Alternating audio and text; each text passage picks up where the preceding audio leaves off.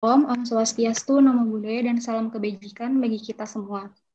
Selamat siang, perkenalkan nama saya Fadila Miftahul, mahasiswi Fakultas Hukum Universitas Indonesia, Angkatan 2019, yang pada kesempatan kali ini alhamdulillah dipercayakan untuk menjadi moderator pada acara Aliansi Himpunan Mahasiswa Islam, Aliansi Hukum Universitas Gadjah Mada, Universitas Indonesia, dan Universitas Diponegoro. Pada hari pertama ini, saya akan memandu jalannya talk show yang dengan tema peran dan kontribusi alumni HMI dalam perkembangan hukum di Indonesia. Sebelum memulai talk show, saya ingin mengingatkan kepada peserta mengenai tata tertib pada hari ini. Yang pertama, peserta diwajibkan untuk menggunakan nama lengkap dan asal instansi sesuai dengan nama yang didaftarkan. Yang kedua, peserta diwajibkan untuk mematikan atau mute audio pada saat talk show berlangsung. Dan yang ketiga, peserta diharapkan untuk menyalakan kamera pada saat talk show berlangsung. Setelah talk show ini selesai, akan diadakan sesi tanya-jawab.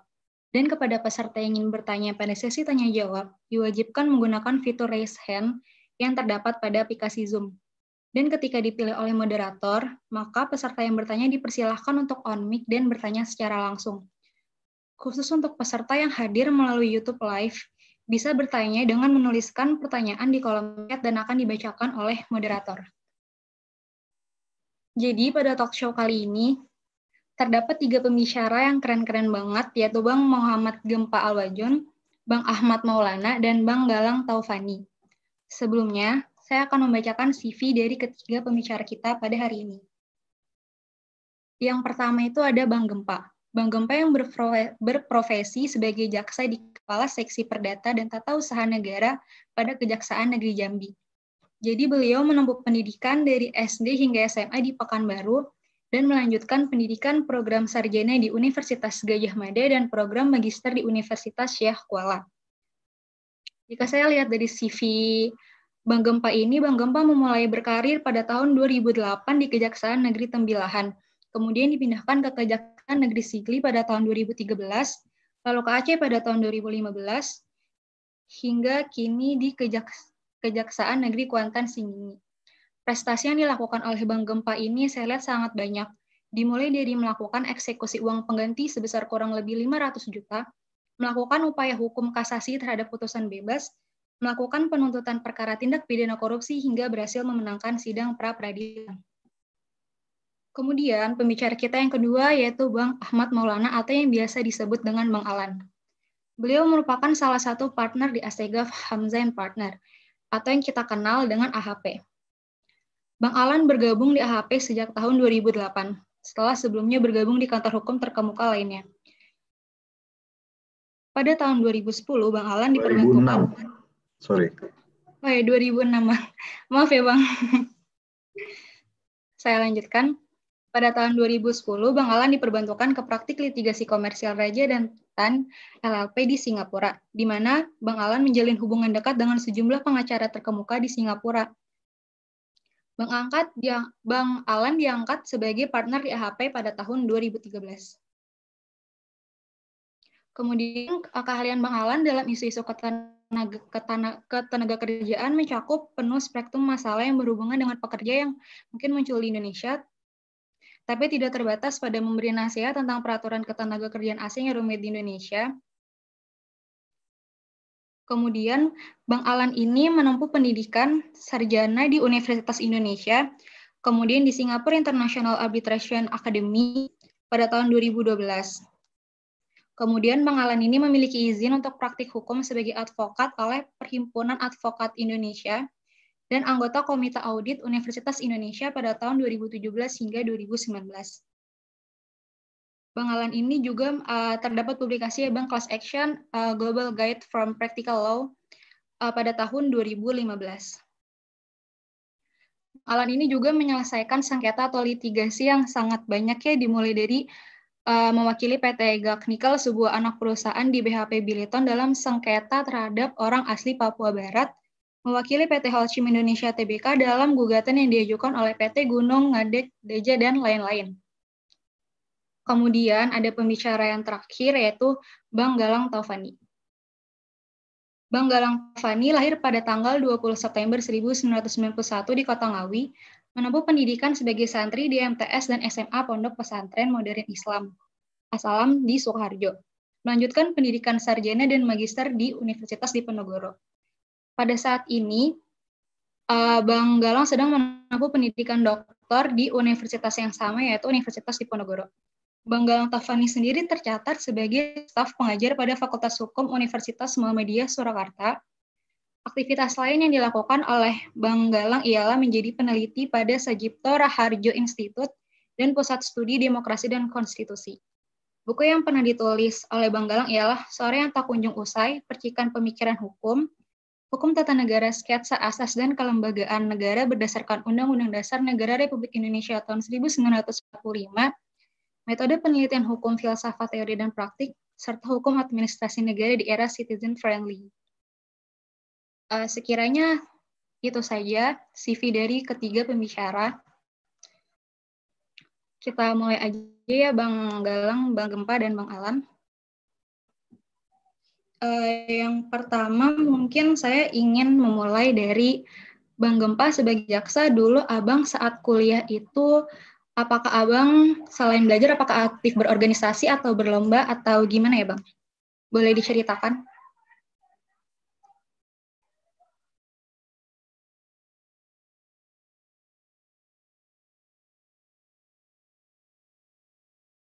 Bang Gempa, dipersilakan.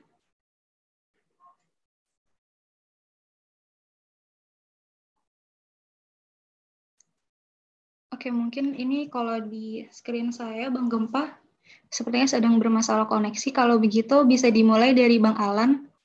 Bisa diceritakan Bang, selama kuliah Abang melakukan aktivitas apa saja? Kuliah melakukan aktivitas apa aja? Belajar. Selain belajar Bang, apakah lomba atau aktif di organisasi apa? Ya, saya organisasi HMI, itu organisasi ekstra kampus, organisasi intra kampusnya itu Senat ya, dulu namanya Senat, mungkin sekarang BEM. Terus apa namanya, dulu ALSA juga, ALSA-nya dulu masih ASEAN, belum, sekarang setahu saya sudah jadi Asia. Berbagai kepanitiaan, tapi ya organisasi umumnya yang saya sebutkan tadi. Itu kegiatan selama di semester-semester pertengahan, semester-semester apa namanya, akhir-akhir mulai mulai mencari-cari kegiatan lain, menulis, terus mengikuti forum-forum. Terakhir pas sebelum saya lulus, saya ikut International Student Festival in Trondheim di Norwegia untuk menulis relevansi hukuman mati di era modern. Kira-kira itulah secara singkat kegiatan selain belajar hukum. Oke Bang Alan, jadi ternyata sangat aktif ya Bang di organisasi. Setelah itu Bang Gempa, kira-kira Abang nih selama di kuliah Bang melakukan aktivitas apa aja nih Bang? Terima kasih. Mungkin sebelumnya mohon maaf nanti kalau jaringan terputus. Kebetulan di kota Jambi ini lagi mati lampu sekitar 10 menit yang lalu deh. Jadi tadi keluar masuk terus. Oke Bang. Semasa kuliah, selain di organisasi HMI, saya juga aktif di Permahi dulunya. Di Permahi, Perhimpunan Mahasiswa Hukum Indonesia. Untuk di Dewan Pimpinan Cabang Yogyakarta, waktu itu saya dipercaya juga sebagai wakil ketua. Kemudian aktif di beberapa organisasi pelajar kedaerahan. Karena saya di Pekanbaru, dulu saya sempat aktif di Ikatan Pelajar Riau Yogyakarta, Kota Pekanbaru. Ya. Oke, berarti ini Bang Gempa juga termasuk ke mahasiswa yang aktif organisasi ya Bang? Selanjutnya, kalau Bang Galang sendiri Bang, selama di kuliah ngapain aja nih Bang? Ya, selamat siang semuanya, ya, Bang Alan dan Bang Gempa. Siang. Mohon izin, teman-teman selamat siang semuanya. Untuk menjawab pertanyaan Fadila, sebetulnya saya hampir tidak jauh berbeda dengan beliau yang sudah menyampaikan di awal. Saya juga sejak awal memang aktif di ekstra ya, terutama di HMI. Ya, kemudian dari KOMI, kemudian cabang, kemudian sampai di Batko. Aktivitas saya memang sejak awal banyak di ekstra. Walaupun juga tidak menutup kemungkinan sebetulnya saya juga cukup aktif di intra kampus ya, karena memang kalau kita bicara kegiatan mahasiswa memang sejak awal terutama saya waktu di Undip itu memang aktivitas-aktivitas intra itu memang betul-betul didorong pada waktu itu. Misalnya waktu itu saya aktif di namanya Lembaga Pers Mahasiswa, kemudian ada BEM, kemudian sempat di Senat juga. Senat kalau saya, karena kadang-kadang kan istilah ini kan beda-beda ya. Ada yang BEM, ada yang Senat. Ya, kalau saya dulu juga di BEM, kemudian di BEM keluar, kemudian pindah ke Senat. Gitu ya. Jadi sebetulnya tidak jauh berbeda dengan yang lainnya.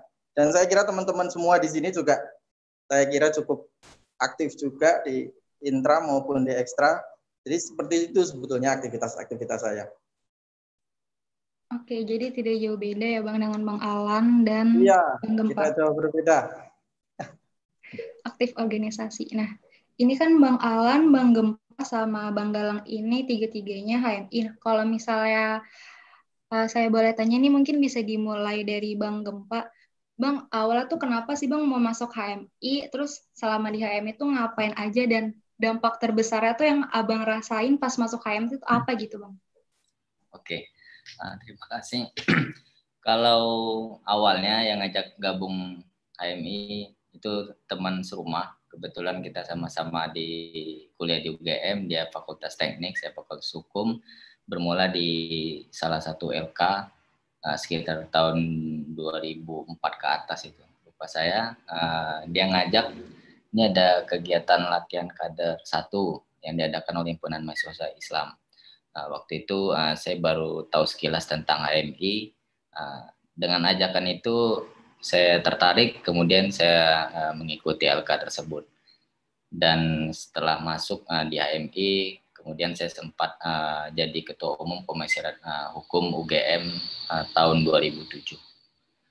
Dampak terbesar ya menurut saya di HMI saya banyak belajar, terutama dengan manajemen organisasi, dan itu sangat berguna ketika pertama kali dalam sesi wawancara, pihak pewawancara menanyakan apa saja kegiatan yang saudara ikuti ketika di kampus dan bagaimana saudara bisa memaksimalkan kegiatan-kegiatan di luar kampus itu sehingga bisa mendukung perkuliahan saudara, dan itu sangat banyak manfaatnya sehingga alhamdulillah saya bisa lulus di Kejaksaan karena bisa melewati tahapan wawancara itu, karena kita udah terbiasa untuk berdiskusi dan kita biasa tanya jawab dengan orang, dan orang itu kebetulan juga sepertinya basicnya juga orang organisasi. Terima kasih. Oke Bang, ternyata dampaknya ini masih dirasa gitu ya Bang sampai setelah kuliah gitu. Kalau Bang Alan sendiri Bang, kenapa ikut HMI, ngapain aja, dan apa dampak terbesarnya Bang? Ada beberapa aspek kenapa ikut HMI. Dulu saya itu masuk kuliah itu zaman pas saya masuk kuliah itu pas saya keterima di UI itu pas satu bulan setelah Soeharto turun. Jadi warna kegiatan mahasiswa di universitas dulu itu nggak sama sekali nggak terlepas mau apapun gitu ya. Jadi mau nggak usah yang sifatnya kajian hukum gitu ya, karena jelas kaitannya erat sekali dengan apa yang kejadian pada waktu itu. Bahkan organisasi-organisasi yang sifatnya lebih rekreasional aja jadi politis semua. Dulu di kampus tuh ada namanya Perfilma. Perfilma itu kan pers, filman, majalah segala macam yang bisa kreatif ke segala arah. Itu isinya udah publikasinya politik semua gitu, karena memang di tahun 98 itu nuansanya yaitu Nah, sehingga mahasiswa banyak sekali bergerak di situ. Nah, tinggal kita mau ikut yang mana gitu. Jadi saya memahami bahwa saya nggak bisa belajar hukum aja gitu di kampus, harus juga berorganisasi karena ada banyak aspek, ada banyak dimensi kehidupan di luar perkuliahan. Dan pada waktu itu semua terbagi-bagi dan orang kemudian mengidentifikasi kita ini siapa dengan organisasi yang kita ikuti. Jadi ada mahasiswa-mahasiswa yang mahasiswa-mahasiswa pergerakan garis depan lah kalau bisa dibilang gitu. Itu beraliansi dengan pada waktu itu forum kota, terus pokoknya gerakan-gerakan yang lebih lebih aktif pada waktu itu. Ada gerakan-gerakan yang lebih eksklusif gitu. Saya sebagai mahasiswa yang beragama Islam saya masuk beragama Islam, saya dari TK sampai SMA itu saya sekolah swasta di sekolah agama Islam, jadi punya teman yang cukup homogen. Masuk kuliah baru ketemu sama teman-teman yang sangat heterogen dari berbagai latar belakang, sehingga perlu perlu tempat nyaman gitu di mana saya bisa berkumpul, bisa saling menyapa. Pertama kali yang ketemu kita ngomong assalamualaikum. Kalau di pertemanan umum di kantin mungkin nggak bisa begitu gitu karena sangat beragam. Nah, organisasi kemahasiswaan bernuansa Islam itu ada pilihan-pilihan, dan di antara pilihan-pilihan yang ada saya melihat ini yang teduh nih kayaknya HMI nih gitu. Teduh tuh maksudnya ya kita itu berorganisasi dalam nuansa Islam tanpa harus menghakimi satu sama lain. Anak HMI itu dulu terkenal di kampus waktu zaman angkatan saya tuh, HMI ya, itu golongan anak-anak yang sholat 5 waktu, tapi begitu azan berkumandang diterusin main kartunya. Nanti ngelihat jam kira-kira sekitar 30 menit lagi udah mau masuk waktu sholat berikutnya, panik baru cari musola gitu.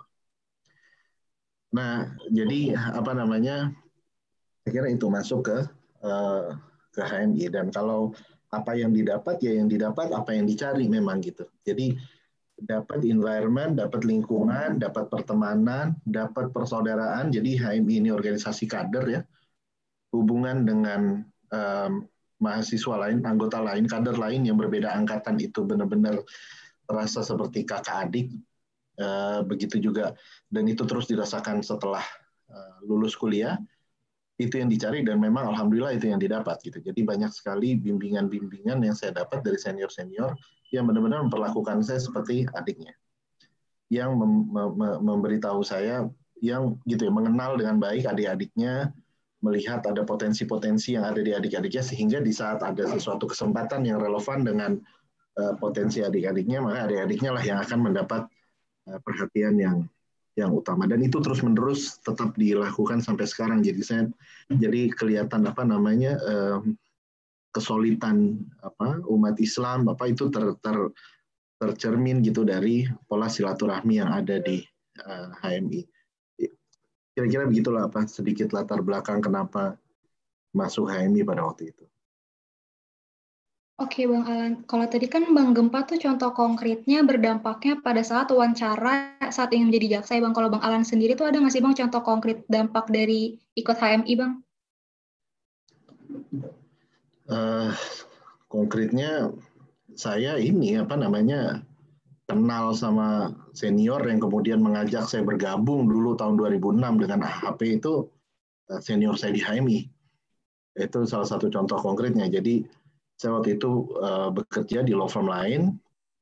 Saya waktu itu sedang melakukan satu pekerjaan, penanganan suatu perkara. Saya waktu itu ada di Pulau Bintan.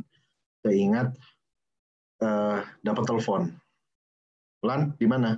Oh, lagi ini Bang, lagi keluar kota, lagi di Bintan. Mau daftar AHP nggak? Udah 5 kali Bang kirim CV ke sana nggak dipanggil-panggil. Oh ya udah, minggu depan datang ya interview. Ya itu kalau misalnya mau dilihat sekarang senior saya itu sudah tidak di HMI lagi, dia sekarang menjadi eselon 1 di salah satu kementerian. Itu yang kalau mau dibilang salah satu contoh konkret ya, banyak hal lain gitu ya, cuman hal itu cukup membekas gitu di saya.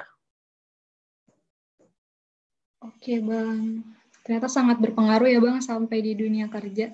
Kalau selanjutnya Bang Galang sendiri Bang, gimana Bang? Ya, sebetulnya saya sedikit unik ya, karena memang ada beberapa faktor ya. Kenapa saya sejak awal memang ingin terlibat dan aktif di organisasi HMI utamanya. Yang pertama adalah memang tradisi itu sudah cukup lama berkembang pada saya, bahwa sejak awal gitu, baik dari hampir keluarga besar saya kira, orang tua saya sendiri dan keluarga saya semuanya, keluarga ya semuanya. Kemudian om saya, Pak Dewi, itu hampir semuanya memang awal aktif di organisasi HMI. Oleh karena itu saya sejak awal memang tidak terlalu memperkan diri dalam arti nanti bagaimana, saya memang sejak awal langsung saja gas ikut. Jadi HMI memang sejak awal menjadi tujuan saya waktu saya merencanakan kuliah di perguruan tinggi, karena memang tadi lagi tradisi yang ada di keluarga besar ya. Kemudian kedua ada karena saya akhirnya saya banyak kebiasaan atau tradisi yang berkembang di HI. Sebetulnya ada kesan dengan saya gitu. Mulanya awal ya termasuk yang cukup dengan gagasan-gagasan HMI, misalnya isu-isu Islam, isu-isu nasionalisme, isu politik, dan isu-isu gerakan lainnya yang sebetulnya mempengaruhi sedikit banyak perjalanan saya selama di HMI juga. Bahkan mungkin gagasan-gagasan itu, pengalaman-pengalaman itu saya masih terus membekas ya di hari-hari ini.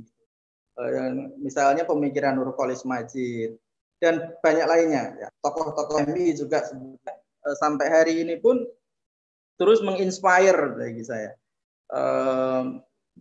dalam melakukan gerakan-gerakan, aktivitas-aktivitas bahkan sampai detik hari ini.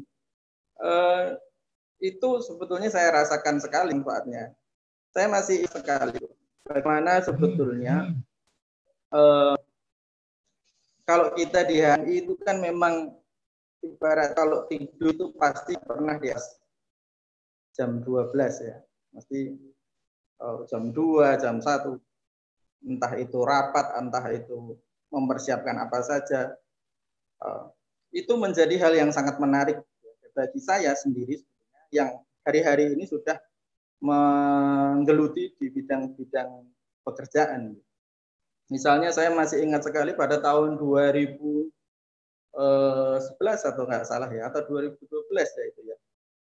Itu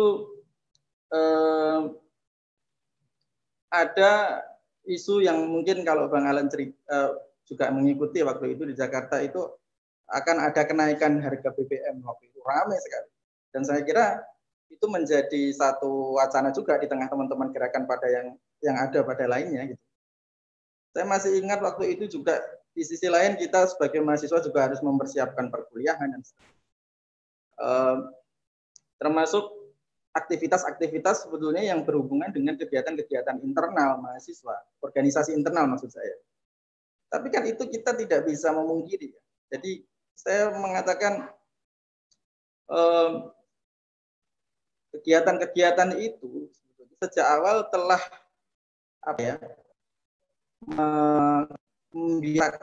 melatih ya sebetulnya untuk kita survive dalam situasi dan kondisi apapun. Kalau misalnya sekarang itu orang itu bisa rasional untuk menghadapi segala hal, itu barangkali tekanan-tekanan yang dihadapkan kepada kita teman-teman yang aktif di HMI selama menjadi mahasiswa dulu itu, saya itu akan sangat useful gitu ketika mereka teman-teman terjun langsung di bidang pekerjaan. Dan itulah kenapa sebetulnya kalau ditanya apa impact-nya, apa dampaknya, ya sangat-sangat banyak sekali. Hari-hari ini tuh sebetulnya saya kalau boleh bercerita sedikit. Hari ini tuh saya biasanya aktivitas mungkin di Solo ya, di Surakarta. Hari ini saya sudah beberapa bulan ini saya di Bengkulu. Kebetulan istri saya dinas di sini, di Bengkulu. Dan memang istri saya selalu berpindah-pindah. Sampai detik ini aktivitas-aktivitas saya yang ya maksudnya ketika saya pun sampai di Bengkulu ini, teman-teman yang menyambut pertama kali pun juga teman-teman HMI. Jadi apa ya, satu hal sebetulnya yang dapat saya katakan, yang pertama adalah ide pemikiran itu sebetulnya menjadi hal yang betul-betul terasa sekali saya dapatkan. Kemudian yang kedua adalah manajemen ya, manajemen organisasi, stamina itu kan penting sekali saya kira. Dan itu betul-betul saya rasakan sekali impact-nya ketika saya sampai saat ini. Dan yang ketiga adalah jejaring, itu sangat-sangat terasa sekali saya kira. Ibaratnya kalau kita dimanapun ya, ibaratnya kita itu dibuang kemanapun, sebetulnya teman-teman yang pertama kali akan menghubungi kita atau menerima kita itu sebenarnya teman-teman HMI. Jadi jejaring-jejaring itulah yang sebetulnya saya rasakan sampai beberapa hal itulah sebetulnya yang saya rasakan sampai saat ini, Fadila. Oke, terima kasih Bang Galang, Bang Gempa, dan Bang Alan. Kemudian, oke, halo. Iya Bang. Kok nggak kedengeran ya? Halo Bang, apakah kedengeran? Bang Galang, halo. apakah terdengar? Kita bisa dengar Bang Galang dengan baik. Iya, Bang Galang bisa dengar kita nggak?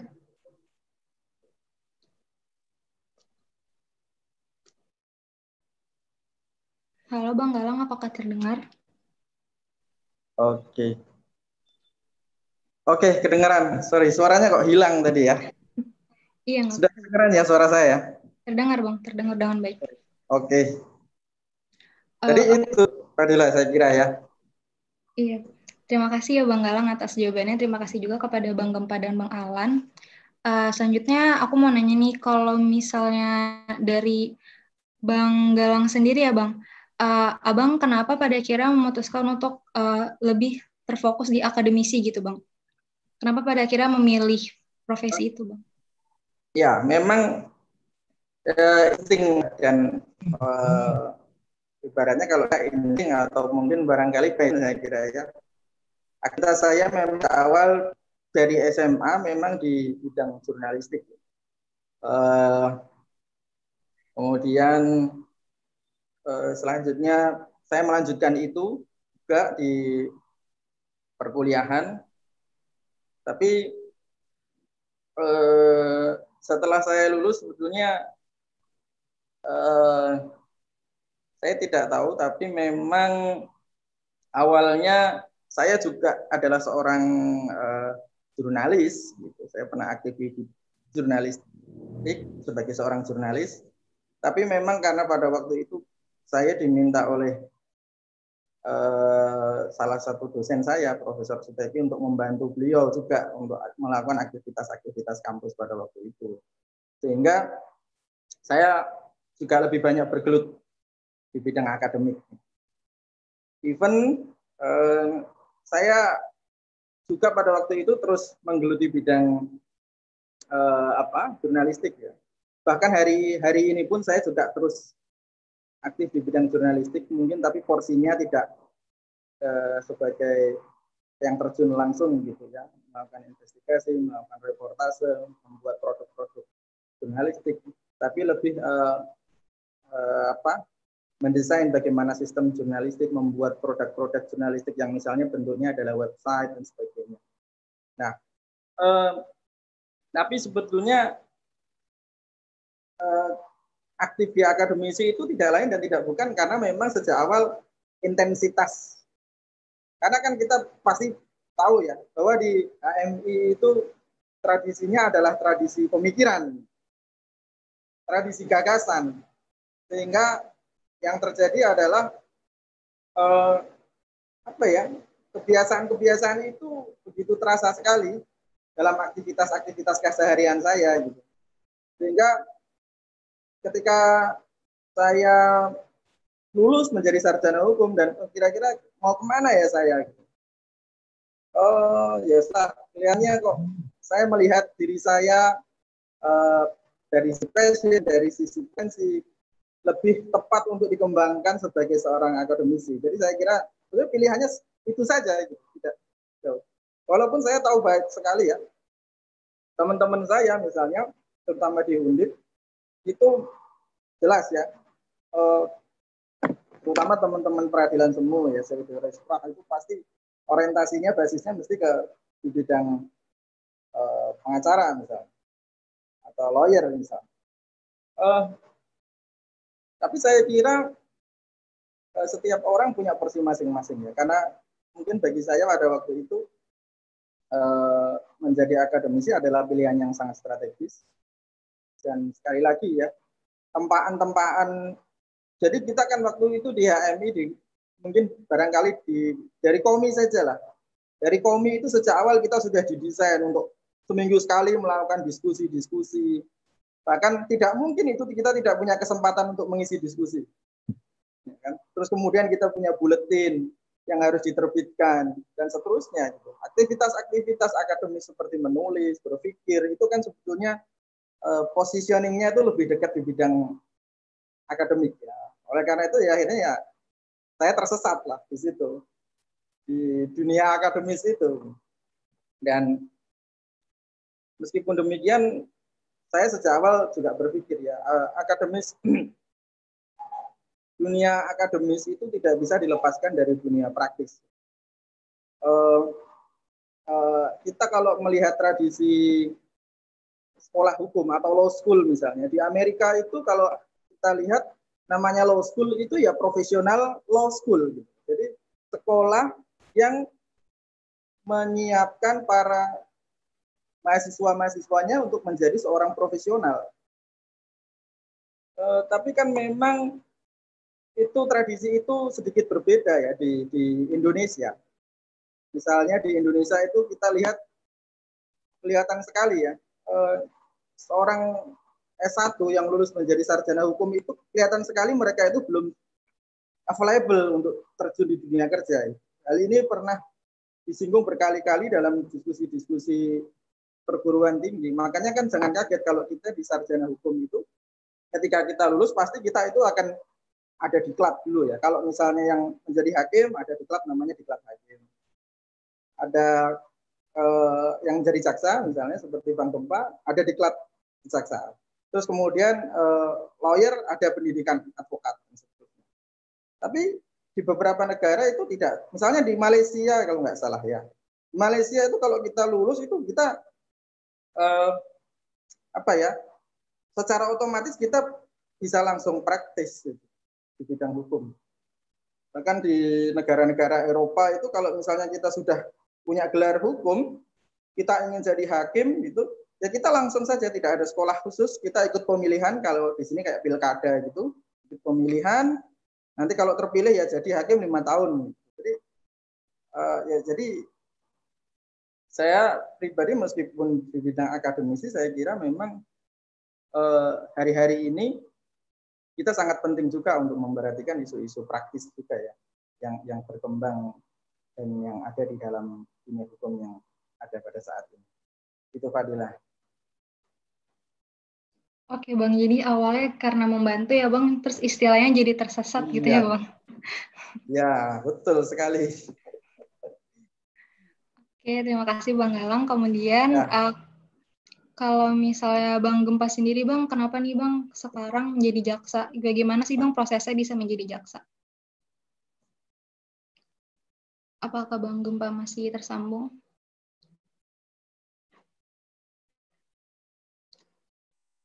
Sepertinya ada kendala koneksi ya.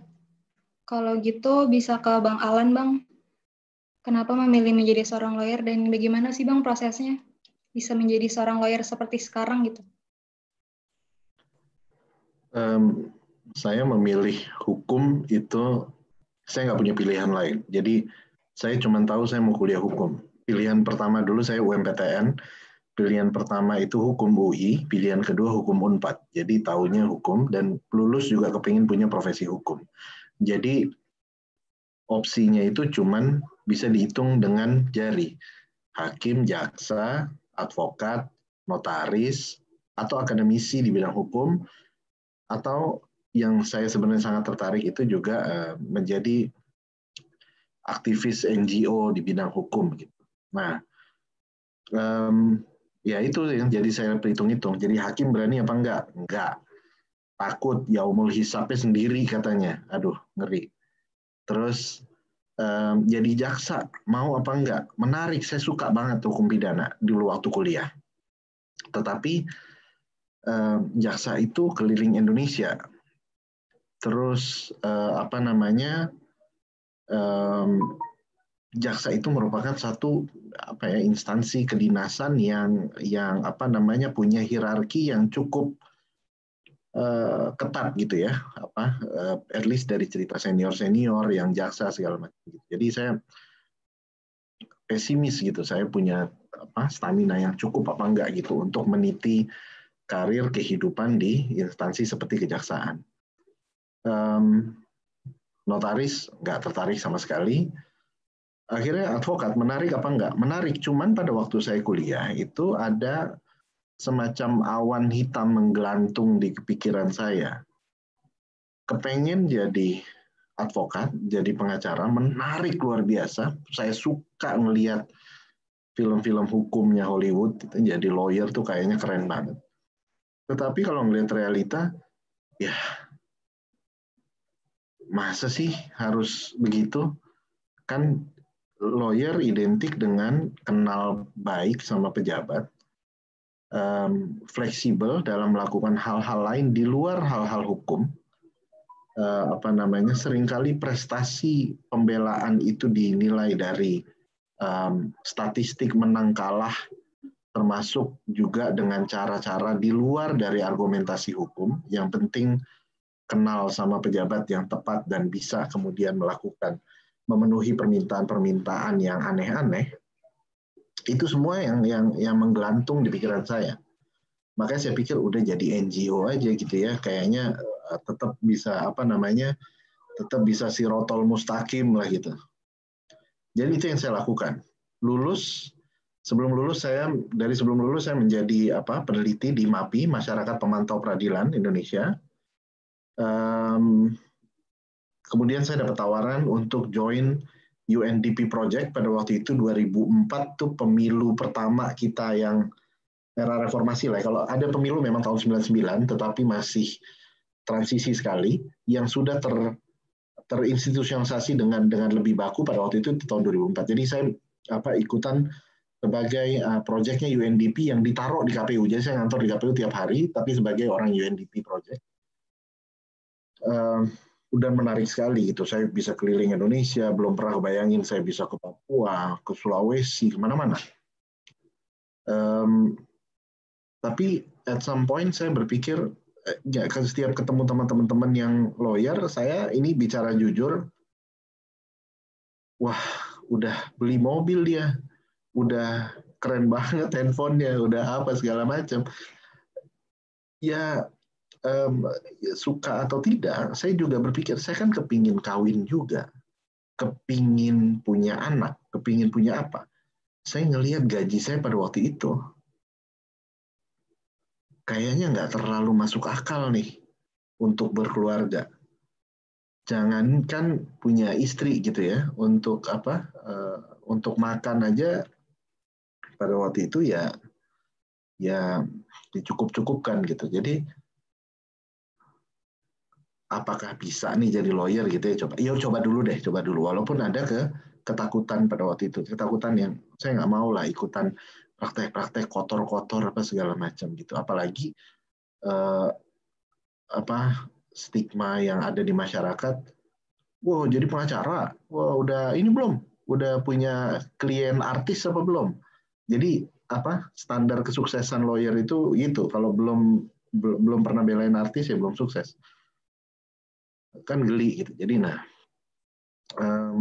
dan memang di kantor saya yang pertama memang nggak steril dari praktek-praktek yang saya khawatirkan. Gitu. Jadi saya tahu melihat senior-senior yang di kantor saya sebelumnya itu. Nah, titik baliknya di 2006 gitu. Ini ada kantor namanya AHP, didirikan oleh 2 orang kader HMI, alumni HMI. Banyak sekali kader HMI di dalamnya. Ada bedanya nggak ya?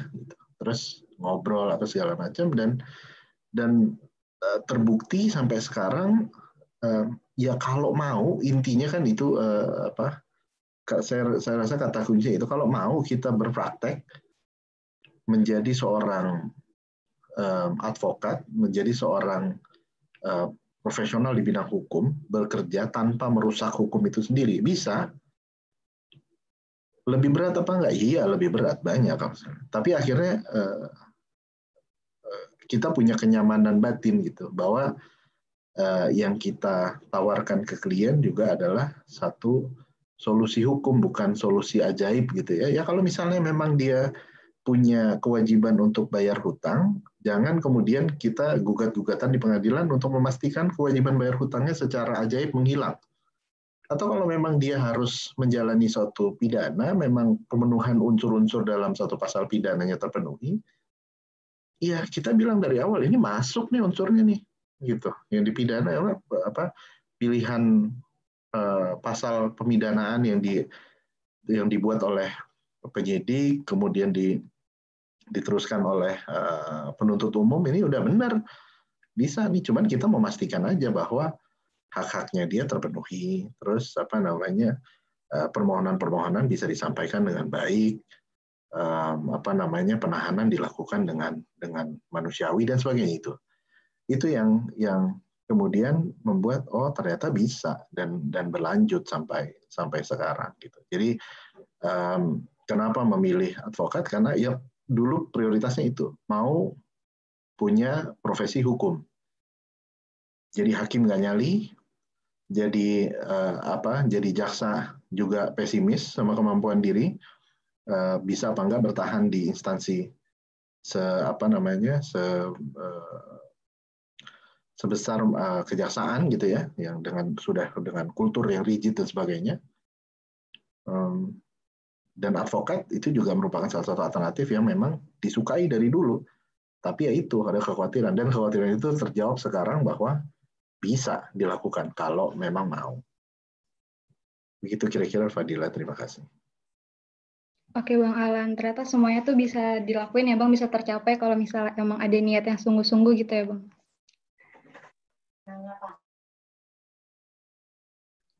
Kalau misalnya dari Bang Gempa, apakah Bang Gempa udah terhubung lagi ya? Tadi saya lihat sudah bergabung, tapi apakah ada kendala lagi?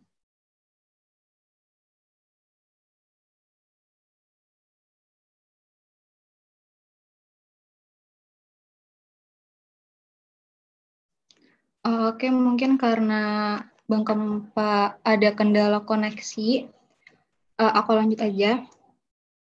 Jadi kepada Bang Gempa, Bang Alan, dan Bang Galang nih, kalau misalnya menurut aku sih telah menduduki jabatan yang strategis ya di bidang hukum. Mungkin kalau misalnya dari Bang Alan ini sebagai seorang lawyer, menurut Bang Alan sendiri, gimana sih Bang situasi dan kondisi hukum di Indonesia saat ini sebagai seorang lawyer gitu Bang?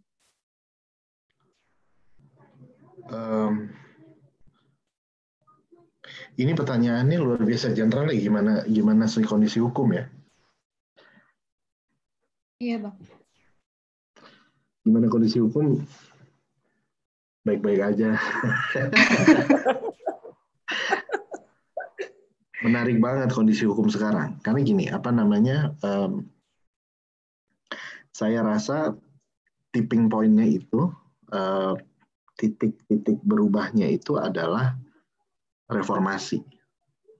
Jadi di titik reformasi itu dulu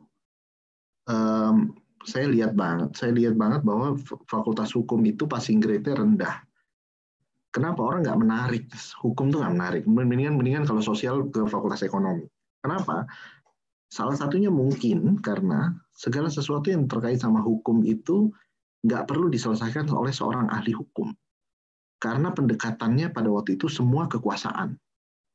Zaman dulu ya. Jadi orang mau sebejat apapun, selama dia berada dalam lingkungan terdalam kekuasaan, maka dia akan bebas dari segala masalah hukum. Kemudian kekuasaan runtuh. Dan kita punya mekanisme ketatanegaraan yang baru yang lebih menjamin adanya check and balance dan sulit sekarang untuk punya keyakinan bahwa kekuasaan akan langgeng begitu lamanya. Tingkat partisipasi publik sudah luar biasa ini. Sehingga pendekatan kekuasaan itu tidak lagi dapat dilakukan seaman zaman dulu. Akhirnya kemana orang mencari kepastian? Ke hukum. Sehingga menjadi lebih penting sekarang bahwa orang tuh untuk berkontrak harus punya kontrak yang bagus. Punya hubungan perdata harus punya kontrak yang bagus. Kenapa? Karena nggak bisa lagi kemudian hak dan kewajiban kontraknya itu kemudian di-enforce, dieksekusi hanya berdasarkan kedekatan pada kekuasaan semata. Pola hubungan horizontal ya antar masyarakat itu bisa berlangsung begitu lama.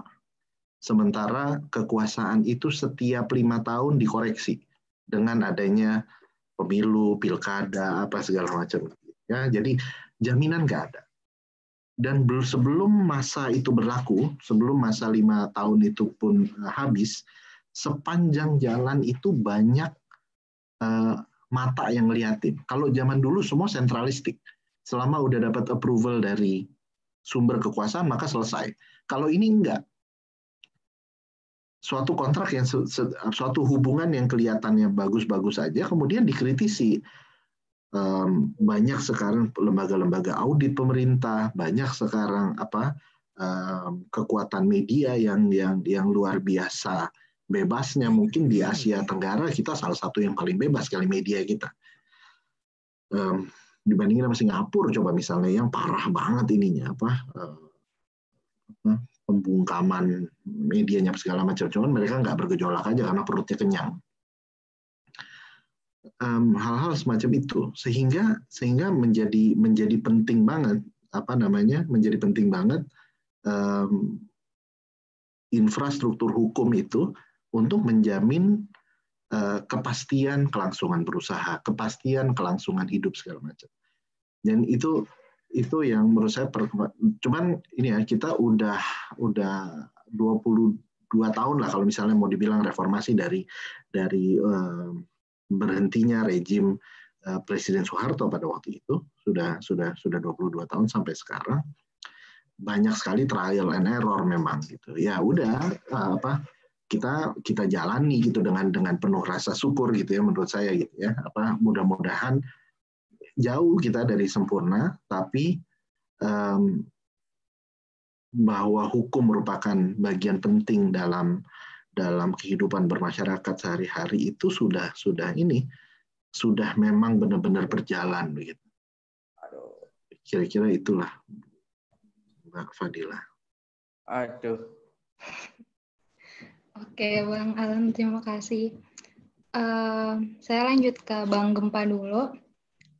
Bang Gempa tadi saya udah nanya ke Bang Galang sama Bang Alan, kenapa Bang Alan dan Bang Galang tuh memilih profesi yang sedang mereka jalani. Kalau dari Bang Gempa sendiri, kenapa akhirnya memilih profesi sebagai jaksa gitu, Bang?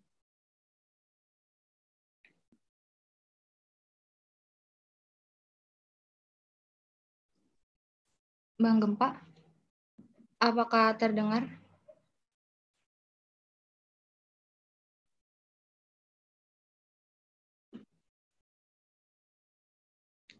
Halo, Bang.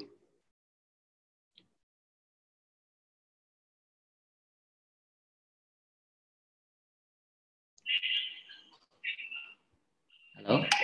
Iya. Bisa? Ya, nah tadi di unmute. Kalau saya pribadi memilih profesi sebagai jaksa, karena pada waktu mahasiswa memang kita banyak mengkritisi kebijakan-kebijakan aparat penegak hukum. Terutama saya berkesan itu pada saat di HMI kita pernah demo di Kejaksaan Tinggi Jogja. Kejaksaan Tinggi Jogja terkait dengan penanganan korupsi yang pada saat itu terindikasi melibatkan Sultan. Nah, pada saat itu saya berpikir ketika kita dari luar mungkin kita bisa melihat bahwa hal tersebut tampak seolah-olah dibiarkan gitu. Nah, tujuan saya masuk di kejaksaan, saya ingin merubah citra aparat penegak hukum itu tidak seperti yang selama ini kita kritisi pada saat kita menjadi mahasiswa. Jadi saya ingin merubah dari dalam dengan cara bergabung di salah satu institusi aparat penegak hukum. Dan pilihan saya memang jatuh pada kejaksaan. Karena kejaksaan memiliki kewenangan penuntutan dan pada sistem peradilan pidana kejaksaan berada di posisi tengah-tengah antara penyidikan, penuntutan dan melimpahkan perkara ke pengadilan. Saya berharap dengan bergabungnya saya di kejaksaan mungkin saya bisa merubah walaupun tidak terlalu banyak setelah saya berada di dalam, tidak terlalu banyak yang bisa saya rubah, tapi setidaknya saya bisa berbuat sedikit untuk penegakan hukum di Indonesia yang lebih baik. Oke Bang, jadi Mungkin, karena ingin memperbaiki penegakan hukum ya Bang, jadi bergabung di Jaksa. Nah, kalau misalnya dari Bang Gempa sendiri, emang menurut Abang nih kondisi hukum di Indonesia nih kayak gimana nih Bang, sehingga perlu lebih ditegakkan gitu? Ya. Kalau melihat perkembangan penegakan hukum jauh sebelum tahun 2008 sampai sekarang ya, saya lihat sudah cukup banyak perubahan di mana pada tahun sebelumnya mungkin pihak-pihak yang tersentuh oleh hukum itu sangat sedikit. Tapi di era yang sekarang saya lihat mau itu pejabat, mau itu kepala daerah itu sudah bisa disentuh oleh hukum. Dan itu saya terapkan ketika saya jadi jaksa. Jadi ketika saya jaksa sebagai jaksa penyidik untuk perkara tipikor, saya tetap mempertahankan idealisme saya ketika berada di HMI. Banyak kepala daerah yang saya tangani langsung kasus penyidikan korupsinya pada saat saya di Aceh dengan tantangan yang luar biasa, di mana rata-rata kepala daerah di Aceh itu minimal mereka itu mantan Panglima Wilayah Gerakan Aceh Merdeka, Panglima GAM. Jadi intervensi itu sangat kuat dan bahkan tidak jarang itu mengancam keselamatan pribadi maupun secara pribadi maupun keluarga saya gitu. Namun dengan niat yang tulus bahwa ini memang murni penegakan hukum dan bukan mencari-cari kesalahan, alhamdulillah semua tugas itu bisa saya laksanakan dengan baik. Selama 6 tahun saya di Aceh, ada 6 kepala daerah yang saya proses, ada yang aktif, ada yang tidak aktif, dan terakhir saya juga di Kuantan Singingi selama kabupaten tersebut berdiri sejak tahun 2002, kepala daerah, wakil kepala daerah, ketua DPRD itu belum pernah tersentuh untuk dipanggil oleh kejaksaan. Tapi pada saat saya menjadi kasipitsus di Kejaksaan Negeri Kuantan Singingi, mitos tersebut saya patahkan dan saya memanggil para bupati, wakil bupati, ketua DPRD, kepala dinas untuk dilakukan pemeriksaan terhadap tindak pidana korupsi yang sedang kami tangani. Dan memang tidak mudah karena korupsi merupakan white collar crime.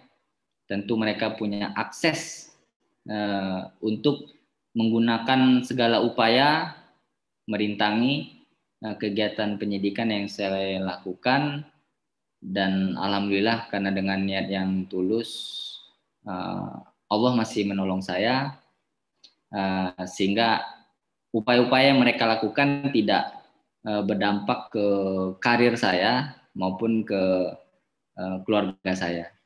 Alhamdulillah dengan penanganan tersebutlah pada akhirnya pimpinan memberikan reward berupa promosi. Jadi sekarang sudah di Kejaksaan Negeri Jambi, di mana Kejaksaan Negeri Jambi merupakan Kejaksaan Negeri IPA atau kelas 1.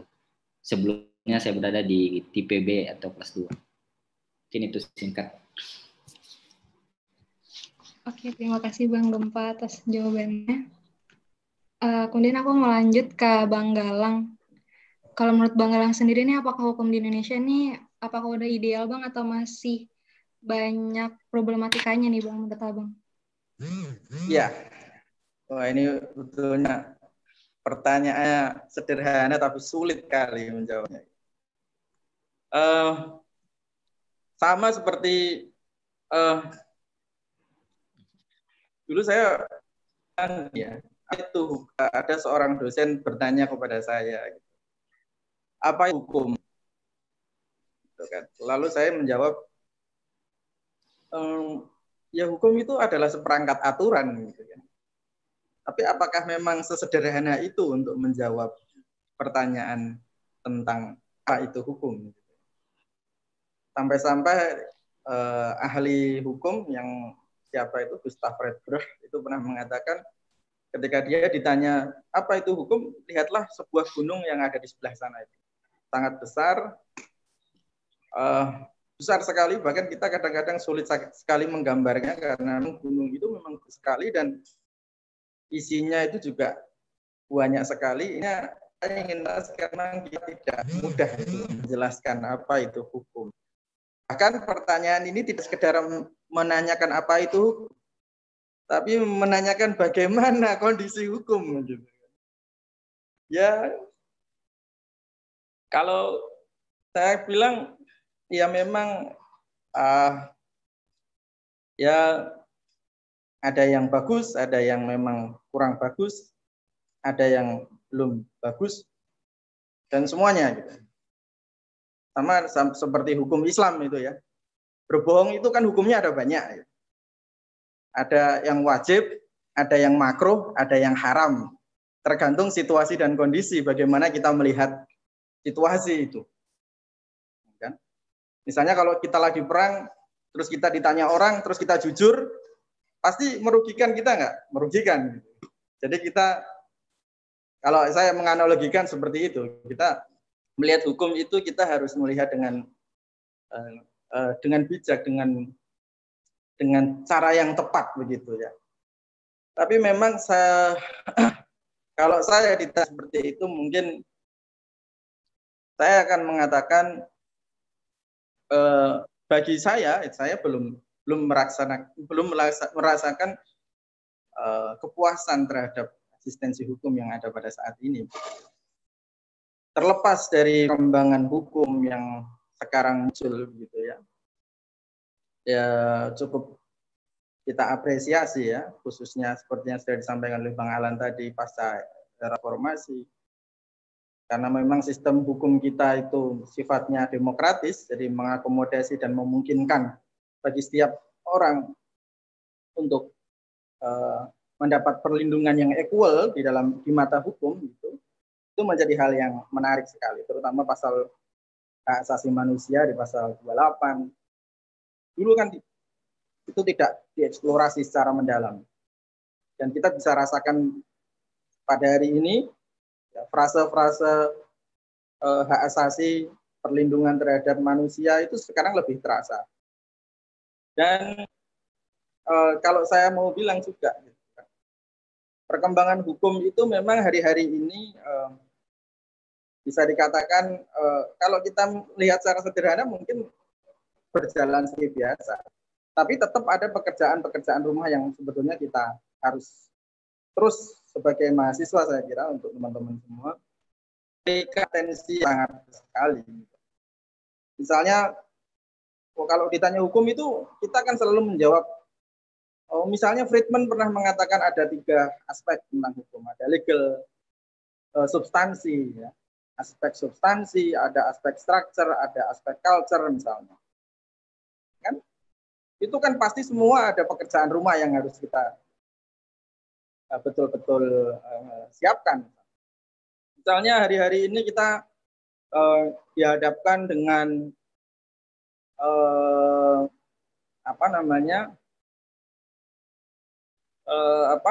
Omnibus Law. Sudahkah secara substansi norma-norma yang terkandung di dalam Omnibus Law itu linier dengan apa yang termaktub di dalam konstitusi kita dengan Undang-Undang Dasar 1945. Ada yang sudah, ada yang belum. Pasti kan seperti itu. Kita kan tidak, jangan sampai kita mengatakan hitam putih atau abu-abu atau apa.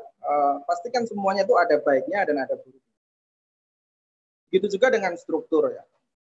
Struktur, apakah penegak hukum pada hari-hari ini sudah, saya kira banyak yang sudah bagus, menunjukkan kerja-kerja maksimal sehingga menghasilkan kewibawaan hukum yang bagus di mata negara kita. Tapi tidak dapat dipungkiri masih ada lubang di sana sini yang mungkin perlu ditambal. Saya tidak apakah hal ini sebetulnya tentu kita tidak bisa mengatakan seperti kita itu sedang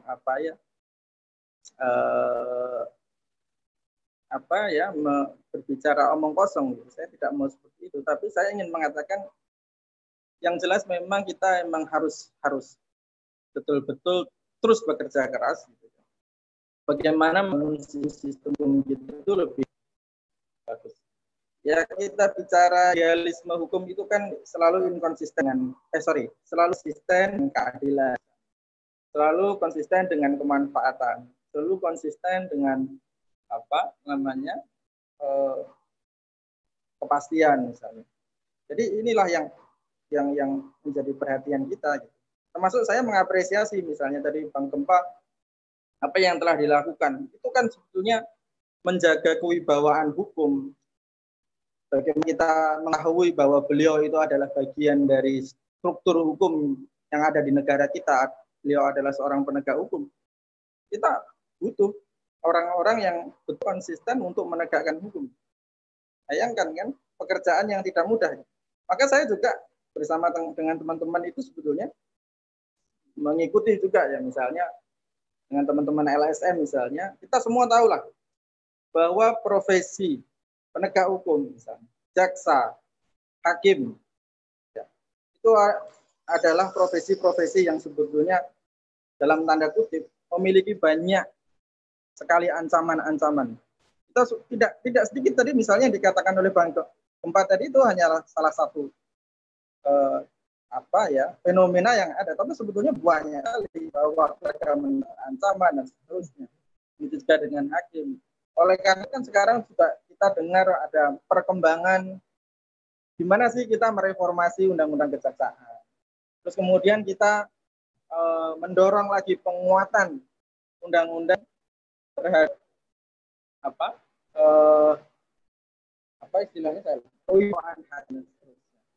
Ini kan menjadi sebetulnya sangat penting ya. Dan saya kira memang arah hukum kita itu sebetulnya berbanding lurus dengan tujuan politik negara kita yang sudah bagus, sudah mapan. Pasca reformasi sebetulnya memberikan ruang yang sangat besar sekali untuk penguatan isu-isu hukum yang berbasis demokrasi tadi. Saya kira itu. Yang terpenting adalah kita semua harus mengikuti dan mengawal saja bagaimana sebetulnya ciptanya hukum yang kita tadi. Itu Fadila.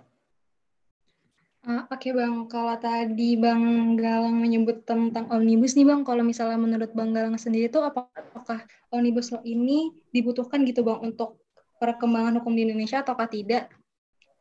Keren ya. Kenapa Bang? Suaranya kok nggak kedengeran ya? Oh ya, Bang apakah sudah terdengar? Halo Bang Galang.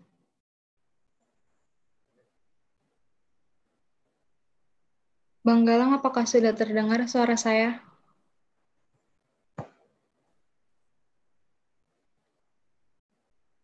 Halo. Iya, halo. Apakah terdengar Bang?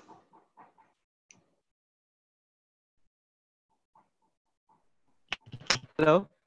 Iya Bang. Halo. Halo Bang. Ya. Sudah terdengar Bang? Oke. Sudah kedengeran ya? Iya Bang. Tadi Bang Tadi kan Abang menyebutkan mengenai Omnibus Law, Bang. Terus tadi Abang juga menyebutkan hukum di Indonesia ada yang sudah baik, ada yang belum. Dan menurut Abang nih, Omnibus Law apakah diperlukan dalam perkembangan hukum di Indonesia, Bang? Ya, ini menarik pertanyaannya. Ya, saya kira tidak ada yang salah. Jadi kita harus misalnya bicara hukum itu, saya selalu bilang ke teman-teman, saya selalu bilang ke teman-teman mahasiswa, kita semua harus betul-betul membaca norma-normanya. Karena kalau kita bicara hukum itu selalu berangkat dari norma. Ya. Misalnya kalau kita bicara Omnibus Law, kenapa sih ada Omnibus Law? Kan kita juga harus tahu ya filosofinya. Oh, Omnibus Law itu sebetulnya adalah tradisi yang berkembang di negara common law. Dalam rangka untuk mensimplifikasi hukum. Karena kalau di dunia itu kan dikenal apa yang namanya seringkali di dunia hukum itu, terutama di dunia hukum tata negara, kita melihat ada penyakit regulasi namanya. Ada disharmoni, kemudian ada kontradiksi hukum, kemudian ada hukum yang high cost gitu loh. Justru ketika ada hukum itu penerapan apa yang diatur hukum itu justru menimbulkan cost yang sangat tinggi. Misalnya kalau kita bicara Omnibus Law itu kan berhubungan dengan kalau tidak salah berkaitan dengan easy of doing business ya, kalau nggak salah itu selalu dibicarakan ya, berkaitan dengan investasi misalnya. Dan memang kalau kita melakukan diskursus bersama ya dengan teman-teman lintas disiplin ya, saya tidak memungkiri bahwa investasi itu adalah aspek yang sangat strategis. Investasi itu adalah hal yang sangat penting dalam rangka untuk kemajuan sebuah negara, kan kita tidak bisa memungkiri itu. Yang terpenting adalah lantas bagaimana hukum harus mengakomodasi itu dengan tepat dan bijak. Gitu. Omnibus Law saya mengatakan ada hal yang benar. Misalnya. Klaster-klaster investasi saya kira tidak bermasalah. Misalnya kalau kita melihat dan membaca, karena saya pernah mengikuti sedikit ya, ada penyederhanaan investasi misalnya. Penyederhanaan perizinan misalnya. Ada yang namanya perizinan yang dampaknya besar, ada perizinan yang dampaknya sedang, ya begitu ya. Sehingga kalau misalnya perizinan ya bagi perusahaan-perusahaan yang punya dampaknya besar, oh dia harus masuk dalam perizinan. Tapi kalau yang dampaknya tidak besar, dia tidak perlu izin lagi misalnya. Itu kan saya kira menjadi hal yang sangat penting. Tidak semua bisnis ya atau usaha itu kan harus izin misalnya. Karena kalau misalnya harus izin, kadang-kadang yang kecil-kecil itu modal tidak punya. Mereka sudah ditakut-takuti dengan dinding yang namanya perizinan tadi yang sangat besar tadi. Nah ini kan saya kira terobosan-terobosan yang berkaitan dengan Omnibus Law ada hal-hal yang cukup kita apresiatif. Tapi di sisi lain memang ada hal-hal yang perlu dikritisi. Misalnya klaster pendidikan, kemudian kriminalisasi terhadap orang-orang itu juga perlu kita kritisi, orang-orang yang mengganggu aktivitas usaha tadi, ya kan, yang sebetulnya itu sudah diatur dalam Undang-Undang Lingkungan Hidup 32/2009 ya kalau tidak salah. Dan sayangnya memang Omnibus Law ini kan memang kita tidak memungkiri ya, ingin pemerintah sendiri sebetulnya mendorong ini supaya cepat dilaksanakan dalam rangka untuk memuluskan ya, perkembangan investasi di negara kita. Tapi kan di sisi lain secara hukum memang ini membutuhkan banyak kajian gitu ya, karena berdampak terhadap sekitar berapa itu 72 ya kalau tidak salah undang-undang terdampak akibat Omnibus Law ini. Jadi wajar saja. Jadi saya pun tidak kaget sebetulnya kalau misalnya berkembang semacam pro dan kontra gitu. Cuman kita jangan sampai hanyut di situ saja. Kita sebagai orang hukum saya kira harus melatih diri untuk betul-betul mengkritisi saja, fokus sama norma, kira-kira manfaat dan kekurangannya seperti apa, perlu nggak ini digolkan, perlu nggak ini tidak digolkan dan sebagainya. Jadi fokus saja kita di situ. Saya kira seperti itu. Kalau kita bicara Omnibus Law, Fadilah. Baik, terima termasuk kasih. banyak hal ya, saya kira yang kita, kalau kita tahu substansi, kira banyak sekali. Cuman alhamdulillah saya juga termasuk negara yang punya, kita kan yang civil law ya. Jadi negara kita, Anda sebagai orang hukum pasti pernah belajar ya di mata kuliah pengantar Indonesia atau HPI biasanya ya. Itu kan kita sejak awal sudah punya semacam good regulatory practices ya. Itu kan di setiap negara itu pasti ada seperti itu. Dan kalau sejak awal juga sudahnya itu Undang-Undang nomor 11 tahun Undang-Undang 12 tahun 2011 ya tentang pembentukan peraturan perundangan. Yang kemarin juga baru diperbarui Undang-Undang menjadi 15 2009 itu. Jadi kita termasuk dipermudah itu. Jadi selain itu negara kita itu juga tidak memungkin tidak memberikan peluang sistem hukum kita loh ya bagi terciptanya hukum-hukum yang nggak konsisten loh dengan konstitusi kita. Misalnya ada undang-undang tentang swastanisasi air misalnya. Tapi di sisi lain di pasal 33 Undang-Undang Dasar 1945 bilang, oh namanya hajat hidup orang banyak seperti air, energi dan sebagainya harus jadi dikuasai negara. Ya kan? Terus banyak juga itu yang misalnya di undang-undang itu disahkan pasti dikritik juga, dibawa ke MK untuk di uji materi. Jadi sebetulnya sekali lagi memang tadi betul apa yang dikatakan Bang Alan dari sejak awal, memang sistem hukum kita pasca reformasi didesain sebagaimana mungkin menganut konsep check and balances yang dimana sebetulnya tidak mungkin itu sebetulnya tercipta hukum-hukum yang sebetulnya bertentangan dengan konstitusi kita. Even sekalipun ya itu nanti bertentangan, ada mekanisme-mekanisme yang sebetulnya memungkinkan untuk membatalkan itu. Itulah sebetulnya menariknya dunia hukum saya kira bagi kita semua yang kuliah di dunia hukum. Hukum itu salah satu hal yang menarik sekali, satu sistem yang mengakomodasi banyak hal dan secara kita belajar itu juga menyenangkan sekali sebetulnya. Saya kira itu, Fadilah. Terima kasih Bang Galang. Pendapatnya mengenai Omnibus Law ternyata memang banyak pro kontranya ya Bang. Iya. Mengingat waktu yang tinggal sebentar lagi, mungkin saya akan langsung masuk ke pertanyaan terakhir dimulai dari Bang Alan. Bang Alan sebagai seorang lawyer dan sebagai seorang alumni HMI, apa sih Bang pesan yang ingin disampaikan kepada mahasiswa yang sudah maupun yang akan bergabung di HMI ini Bang? Supaya mungkin bisa sesukses Abang.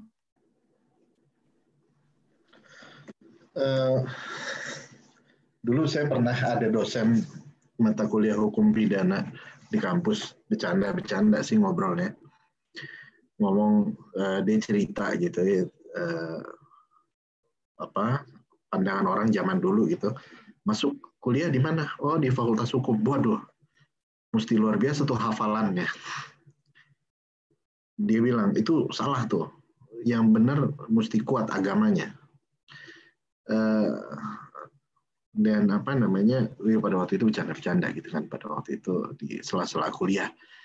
Tapi setelah kita setelah kita praktek, ya ternyata itu benar banget gitu. Jadi kalau boleh, misalnya kalau pertanyaannya itu apa pesannya dan dan ini adalah forum HMI, ya saya berpesan sama teman-teman semua, kader-kader HMI, profesi hukum apapun yang kita akan jalankan nantinya, jangan berhenti jadi orang Islam pada waktu kita berprofesi. Jangan berhenti percaya bahwa setiap tindakan kita itu dilihat sama Allah dan dinilai dan akan menjadi pemberat timbangan kita nantinya. Karena banyak sekali teman-teman saya yang di saat praktek kadang-kadang lupa gitu. Pokoknya yang bisa dibela, gitu apa, dan ya kita bukan, ya kalau misalnya kita terus-terusan jadi orang Islam, terus-terusan kita sadar bahwa kita bukan Tuhan. Dalam menjalankan, misalnya saya yang relevan dengan profesi saya sebagai advokat membela kepentingan klien gitu ya, yang saya lakukan adalah memberikan argumentasi hukum tergantung fakta yang ada. Fakta yang ada saya kawinkan dengan norma hukum yang ada. Ada beberapa orang, teman-teman saya yang ngomong, wah, kalau misalnya emang klien gue lihat bener, wah itu mati-matian gue lihat. Kan nggak ada yang tahu. Kita nggak kenal nih sama klien. Ini saya ngelihatnya dari advokat itu, kita nggak pernah kenal sama klien kita, nggak pernah tahu dia sebelumnya, nggak pernah tahu kita dia jujur apa enggak gitu. Semua orang ngomong datang ke advokat bilang bahwa dia yang benar. Tapi kemudian kita punya ilmu yang membantu kita untuk menelaah fakta. Kita bisa lihat bahwa, oh kalau misalnya benar, coba ada dokumen ini nggak? Korespondensinya menunjukkan apa? Kita harus punya independensi untuk bilang bahwa enggak, kalau menurut saya nih nggak sesempurna itu. Ya, Anda ada benarnya di sini, tetapi ada cacatnya di sini, sehingga kalau berdasar hukum harusnya titik keseimbangannya ada di mana. Itu yang harus kita, jadi dengan tidak pernah berhenti menjadi orang Islam, kita tidak pernah berhenti untuk menjadi makhluk yang ya hanya menerapkan ilmu kita berdasarkan fakta yang ada. Kita nggak menciptakan fakta, kita tidak melakukan hal-hal lain yang pendekatan-pendekatan yang tidak legal dan sebagainya. Saya pernah datang gitu, ngantri gitu jadi pembicara LK1. Sesi sebelum saya itu yang ngomong adalah seorang legenda, advokat yang sangat senior, sangat dihormati, yang ngajarin teman-teman kita di anak-anak yang waktu itu ngikutin LK1 betapa harusnya kita permisif sama tindakan-tindakan yang korupsi. Enggak kok, kita cuma ngasih doang sama hakim, kita cuma ngasih ini apa sih? Ya terserah hakim ya, kemudian kan bukan berarti dengan bukan berarti dengan kita kasih kemudian hakimnya harus berpihak pada kita. Coba hal-hal kayak gitu, ayo deh, yuk jujur sama diri sendiri, yuk apa gitu. Saya kira kalau misalnya semua anak HMI tidak pernah berhenti menjadi orang Islam selama kita menjalankan profesi, tidak pernah lupa gitu bahwa kita dilihatin sama Allah, bahwa itu. Dan kalau pertanyaannya tadi Fadila, gimana caranya mengejar kesuksesan, menjadi ini aja, menjadi orang yang berupaya maksimal di bidang kita, maka kesuksesan akan datang sendiri gitu. Jadi saya pernah menghadirkan seorang ahli, seorang guru besar dari IPB waktu itu terkait sama kasus paten yang saya tanganin di Pengadilan Jakarta Pusat.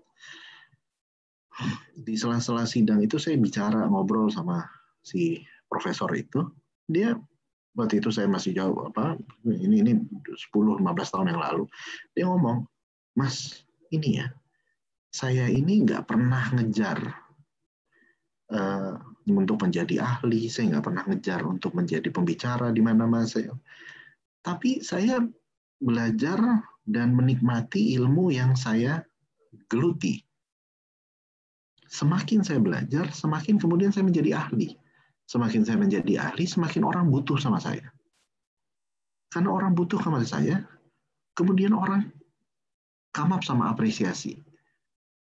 Karena saking senangnya saya sama ilmu yang saya jalani, saya belajar terus, saya menjadi ahli, tidak banyak jadinya orang yang seahli saya. Sehingga di saat orang membutuhkan saya, mereka akan mengasih apresiasi, akan bayaran yang tinggi dan sebagainya. Jadi, jangan pernah berhenti menjadi orang Islam pada waktu kita berprofesi di bidang hukum, dan yakin bahwa target itu bukanlah bukanlah pencapaian materi yang kita dapat, tapi menjadi sophisticated di bidang kita masing-masing. Teman-teman mau jadi apa? saya ngiri banget sama Bang Galang. Kalau misalnya saya punya kesempatan, saya kepingin banget menjadi profesor, mulia banget itu apa hidupnya segala macam. Tapi ya itu, karena akhirnya profesor-profesor dibutuhkan oleh praktisi, gitu. Sehingga suatu profesi yang tadinya orang lihat wah ini tidak menjanjikan secara komersil, di ujung jalannya yang saya alami itu justru sebaliknya gitu. Yang penting kita sophisticated sama ini. Jadi pertanyaannya mungkin Mas maaf ya saya agak berbelit-belit. Cuman yang saya pengen bilang jangan dikejar suksesnya karena akhirnya kita suka salah mendefinisikan tuh sukses. Tapi dikejar ya kita ini sukanya apa? Kita mau jadi apa? Kalau saya mau jadi advokat, saya mau jadi advokat yang paling baik. Gimana cara saya mau jadi advokat paling baik? Saya paling bisa menguasai bidang hukum yang saya kerjakan. Saya menguasai bagaimana peraturannya. Saya punya punya pengetahuan cukup bagaimana interpretasi regulator yang terkait dengan bidang yang saya kerjakan. Hal-hal yang seperti itu. Akhirnya apresiasi itu datang sendiri. Begitu juga teman-teman yang memilih profesi lain di bidang hukum. Menjadi hebat aja. Nanti suksesnya datang menyusul gitu. Jadi bukan pengen jadi sukses dulu gitu. Tapi ya itu, jangan lupa untuk jadi orang Islam. Ini aneh ya kata-kata jangan lupa jadi orang Islam. Jangan lupa jadi orang Islam bukan jangan lupa sholat doang. Tapi jangan lupa yaitu Al-Quran itu adalah pedoman hidup. Gitu Al-Quran bukan cuma bacaan yang mati, dia itu hidup dan menjadi pedoman perilaku kita sehari-hari. Itu kadang-kadang kita anggap remeh. Akhirnya begitu kita menjadi seorang pengacara misalnya kalau dalam kasus saya dulu lupa kalau yang dilihatin 24 jam oleh pencipta kita gitu. Mungkin itu Fadila. Baik Bang, jadi kalau misalnya menurut Bang Alan ya, sebagai seorang mahasiswa hukum harus berargumentasi sesuai fakta dan juga jangan pernah berhenti menjadi orang Islam ya Bang, karena Allah selalu memperhatikan. Dan jika ingin menjadi orang sukses, jangan dikejar suksesnya, tapi dikejar apa yang kita suka, sehingga kita menguasainya dan pada akhirnya kesuksesan akan menyusul. Kemudian saya ingin lanjut kepada Bang Gempa. Bang Gempa, kesan apa sih Bang yang ingin Abang sampaikan kepada mahasiswa yang telah maupun akan bergabung di HMI ini Bang?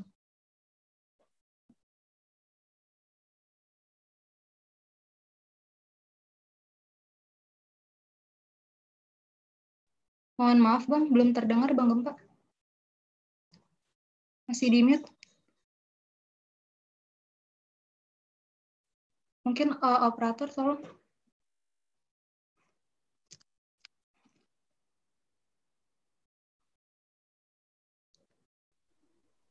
Sudah, oke. Oh ya, sudah Bang.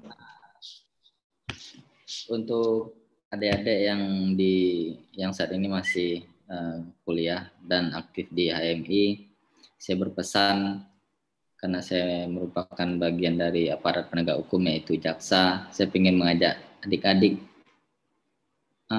kalau bisa sebanyak-banyaknya lah adik-adik HMI, kader-kader HMI yang merupakan aktivis-aktivis di kampus bisa masuk ke dalam sistem penegakan hukum di Indonesia, salah satunya di kejaksaan. Karena semakin banyak kader-kader HMI yang militan dan punya integritas moral yang baik, maka itu akan semakin merubah wajah penegakan hukum yang lebih baik lagi, terutama dari sisi peran kejaksaan di sini.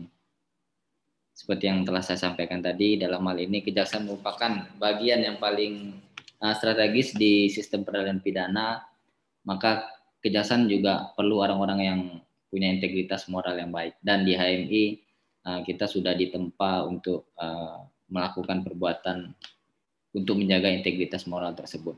Alhamdulillah selama 12 tahun saya di kejaksaan, saya bisa menjaga itu berkat di HMI. terkait dengan kesuksesan, adik-adik ke depannya jangan berpikir bahwa sukses itu penuh dengan materi. Itu juga godaan nantinya ketika kita masuk. Ketika adik-adik nanti memutuskan untuk bergabung di kejaksaan, adalah pilihan. Kita mau jadi jaksa seperti apa. Kalau mau jadi jaksa kaya juga banyak kesempatannya, ya, tapi tanggung resikonya.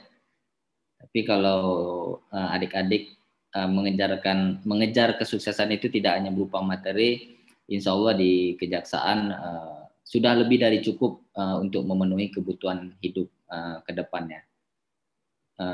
Saya tidak terlalu mementingkan akan di apa nanti kita menjadi orang sukses atau seperti apa, tapi saya lebih menekankan bagaimana kita bisa bermanfaat bagi masyarakat. Dan ketika menjadi jaksa, hal itu bisa kita lakukan. Banyak masyarakat yang bisa kita bantu. Kemudian di pemerintahan daerah juga banyak pertimbangan-pertimbangan hukum yang bisa kita berikan untuk melakukan pencegahan tindak pidana korupsi. Itu saja. Baik, terima kasih Bang Gempa. Jadi Bang Gempa ini berharap agar kader-kader HMI ini masuk ke penegakan hukum ya Bang. Dan perihal kesuksesan ini jangan selalu dilihat tentang materinya, jadi ya teman-teman tetap harus mengedepankan integritas agar dapat bermanfaat bagi masyarakat banyak. Baik, yang terakhir ke Bang Galang, apa nih Bang pesan yang ingin disampaikan kepada teman-teman mahasiswa?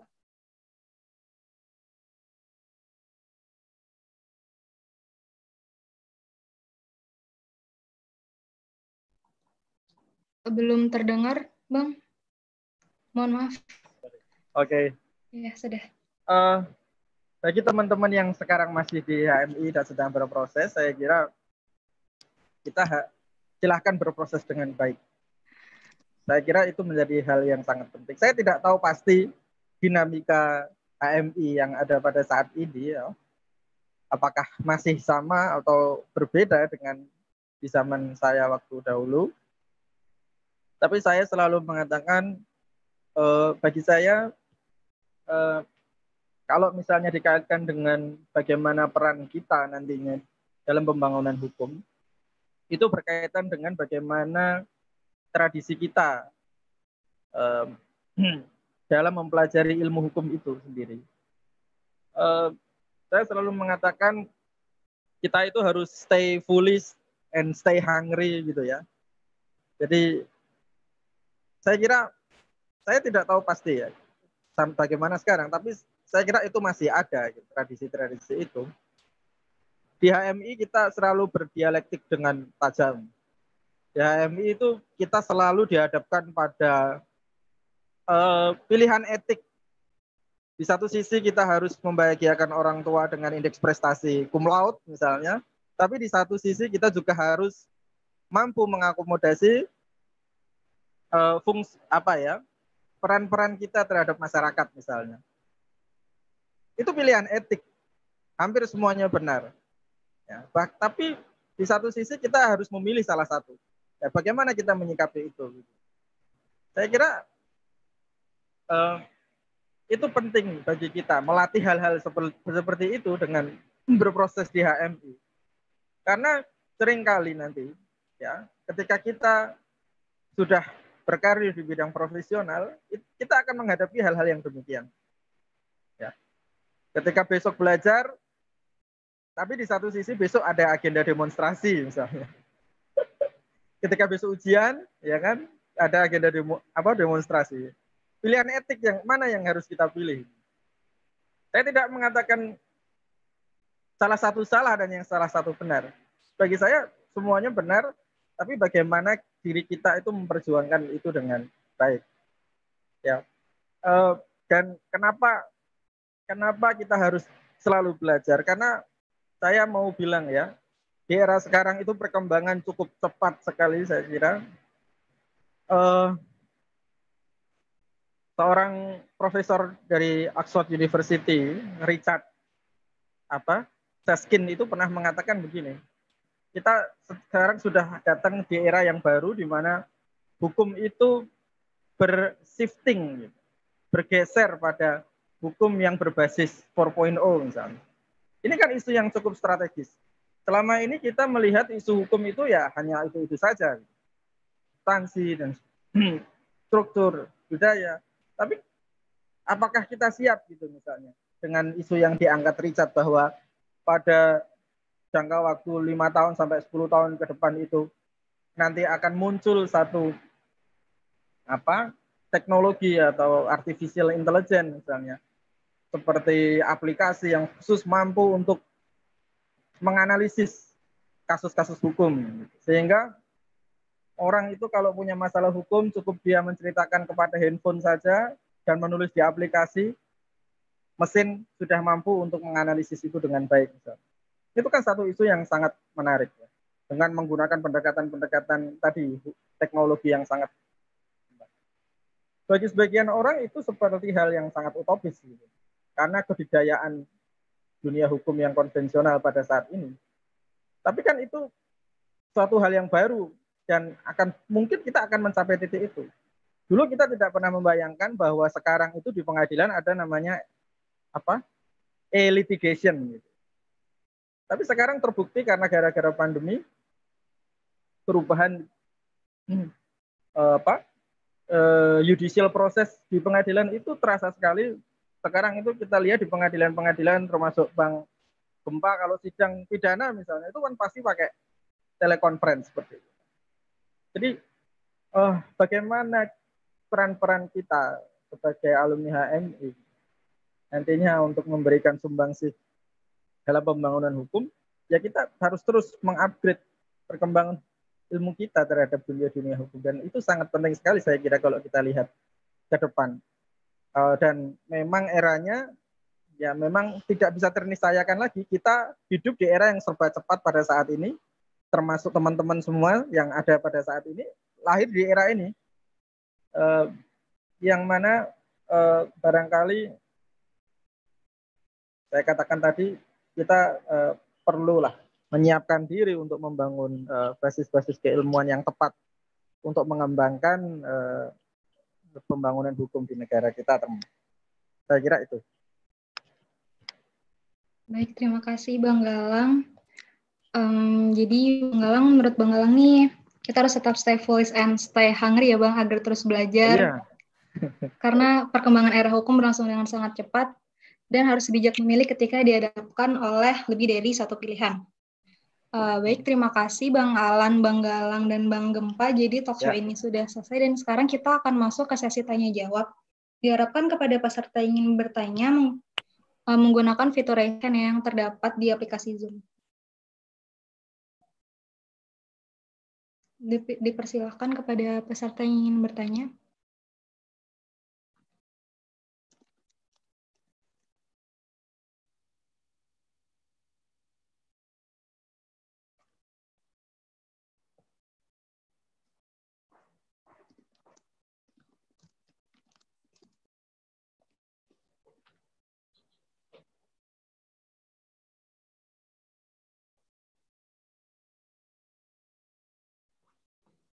Sekali lagi diingatkan kepada peserta yang ingin bertanya diharapkan untuk menggunakan fitur raise hand yang terdapat pada aplikasi Zoom.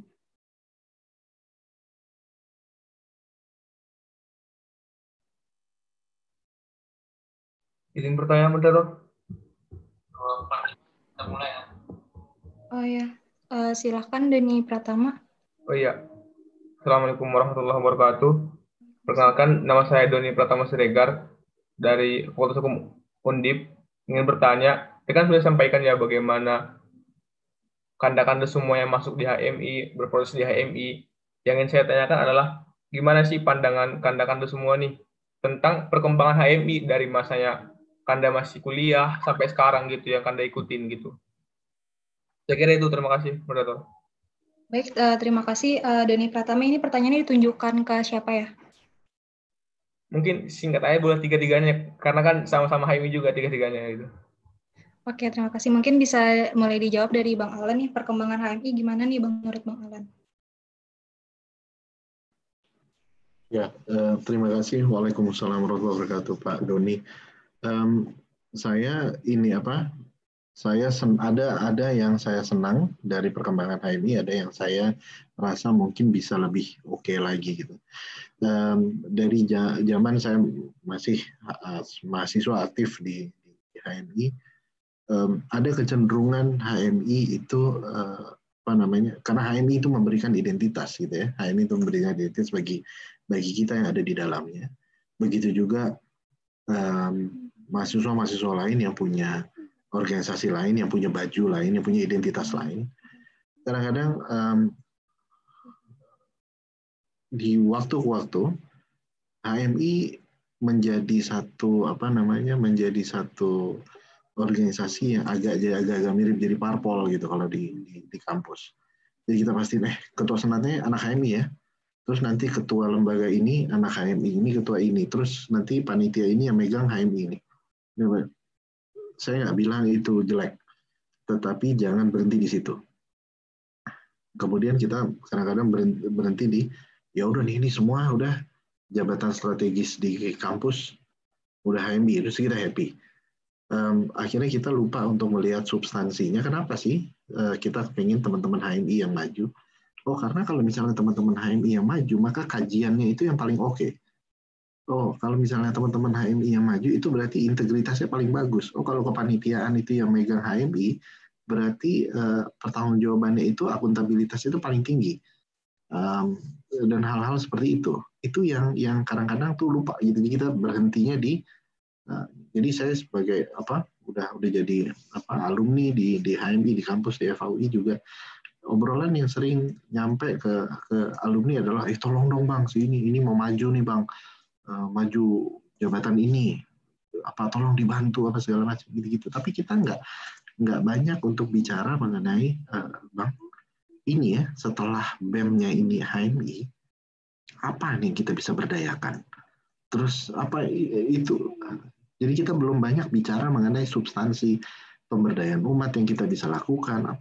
HMI ini mahal sekali, organisasinya mahal sekali, berharganya luar biasa, kader-kadernya luar biasa, alumninya bisa dilihat sebarannya itu luar biasa. Jadi kalau misalnya kita mau aja diskusi yang lebih substantif, saya nggak tahu dengan pasti tentunya HMI yang ada di Undip dan UGM gitu, karena tidak banyak interaksi dengan teman-teman di sana. Tapi kalau HMI yang UI, saya ngelihatnya harusnya bisa lebih maksimal lagi nih kita bicara substansi pemberdayaan apa yang bisa kita lakukan, bagaimana caranya kita mengerahkan potensi yang ada, potensi alumni, potensi sesama kader, untuk secara substansi kita membuat lingkungan kita lebih baik gitu, dan bukan hanya berfokus pada perebutan kursi. Mudah-mudahan menjawab Mas Doni. Fadila, terima kasih. Baik, terima kasih Bang Alan atas jawabannya. Bang Gempa boleh dijawab. Menurut Bang Gempa, apa perkembangan HMI ini Bang hingga saat ini? Kalau saya pribadi mungkin agak sedikit mengkritisi adanya pergeseran ya dari tahun ketika saya dulu masih mahasiswa ke yang sekarang. Hal itu bisa saya lihat di beberapa penempatan tugas saya, di mana selalu ada cabang HMI di sana. Saya melihat tujuan HMI itu kan terbina insan akademis pencipta pengabdi yang bernafaskan Islam. Nah, hal-hal seperti ini sepertinya sudah tidak terlalu kelihatan lagi gitu. Sangat jarang diskusi-diskusi, kajian-kajian yang dilakukan adik-adik HMI yang bisa dirasakan manfaatnya untuk mendorong kesejahteraan masyarakat yang adil dan makmur tersebut. Jadi kebanyakan adik-adik ya mungkin nggak mengeneralisir untuk seluruhnya ya, tapi di beberapa penempatan tugas saya di beberapa cabang-cabang HMI yang pernah saya tempati, memang sudah sedikit sekali kajian-kajian itu. Padahal disitulah justru sebagai mahasiswa kita memang harus mengkritisi kebijakan-kebijakan pemerintah dengan kajian-kajian yang jelas gitu. Jadi tidak hanya sekedar, bahkan di beberapa tempat saya lihat adik-adik HMI dimanfaatkan dan ditunggangi kepentingan partai-partai politik untuk disuruh demo gitu. Nah, hal ini sangat disayangkan. Jadi kalau bisa ke depannya ya kembali lagi lah ke tujuan kita ber-HMI itu seperti apa. Jangan hanya cukup kita terdaftar sebagai kader HMI, tapi kita tidak melakukan sesuatu yang sebagaimana digariskan di tujuan HMI gitu. Terima kasih. Baik, terima kasih Bang Gempa atas jawabannya. Bang Galang mungkin boleh dijawab, Bang? Ya, memang saya menguatkan saja tadi apa yang disampaikan oleh Bang Gempa, terutama juga oleh Bang Alan soal identity atau identitas itu. Saya kira itu menjadi hal yang penting. Kalau kita bicara identitas, itu pastikan kita nanti orientasinya adalah produk apa yang sebenarnya. Oh, ini loh, dia akan merujuk pada HMI. Kita nggak memungkiri kok. Misalnya tradisi yang soal dinamika organisasi anak HMI harus menguasai dan seterusnya. Kenapa harus menjadi ketua dan sebagainya. Itu memang alamiah, nature gitu. Bahkan ketika itu menjadi alumni, tradisi itu masih ada. Misalnya nanti ketua Bawaslu-nya siapa, anggota Bawaslu siapa, ketua KPU siapa, bupati siapa dan seterusnya. Marohah itu apa ya, ibaratnya hal-hal seperti itu tuh masih terasa sekali gitu. Bahkan pasti akan sering kita temui dan itu secara alamiah memang saya tidak tahu apa itu istilahnya memang menjadi semacam apa ya kebiasaan di lingkungan HMI. Bahkan kita di Kahmi memang seperti itu ya. Tapi saya ingin mengatakan, emang kita harus terbiasa dengan tadi. Oh, kalau misalnya ini HMI apa? Ya memang tadi seperti dikatakan oleh Bang Alan, produknya itu loh. Kualitasnya itu apa? Ya. Misalnya saya dulu tuh senang sekali dengan teman-teman HMI yang ya dulu waktu saya di KOMI sempat ingin mendorong itu waktu DIP ya. Waktu itu saya main ke Purwokerto, di Purwokerto itu teman-teman di sana itu punya Bidika Ceria itu ya. Bagaimana mereka tuh membangun sebuah desa binaan, kemudian mengelola desa binaan itu dengan baik, mendorong desa binaan itu supaya nanti didesain lah pengembangan sebuah desa itu. Bayangkan itu satu produk yang cukup strategis. Ya. Terus kemudian akhirnya waktu itu saya berpikir juga, akhirnya waktu itu setelah saya menjadi aktif di dunia profesional, akhirnya terjun setelah lulus, saya dan teman-teman HMI itu akhirnya membuat semacam LBH. Oh, ini loh, produk kita itu jelas. Sumbangsi kita itu jelas. Sebagainya. Termasuk beberapa LSM yang melibatkan beberapa teman-teman HMI. Jadi bayangkan saja ya, hari-hari ini kita mesti berorientasi pada tadi sebetulnya produk yang tadi sebetulnya nanti pada akhirnya menjelaskan ini loh secara identitas ini sebetulnya kekhasan HMI, ini loh produk HMI. Dan sebetulnya itu jangan kita menunggu setelah lulus baru kita terjun seperti itu, justru mari kita mulai sejak mahasiswa gitu. Apa sebetulnya produk yang jelas. Syukur-syukur itu bisa sustainable. Sustainable itu artinya misalnya di KOMI, nanti setelah RAK kemudian ganti, kemudian pindah lagi, ganti program. Nah, terus akhirnya kan berhenti. Nah, saya kira kita perlulah membuat semacam satu berorientasi tadi, membuat semacam produk lah, entah apa atau suatu gerakan dan sebagainya, yang sebetulnya itu jelas gitu loh produknya apa, memberikan manfaat. Saya kira itu, Adilah.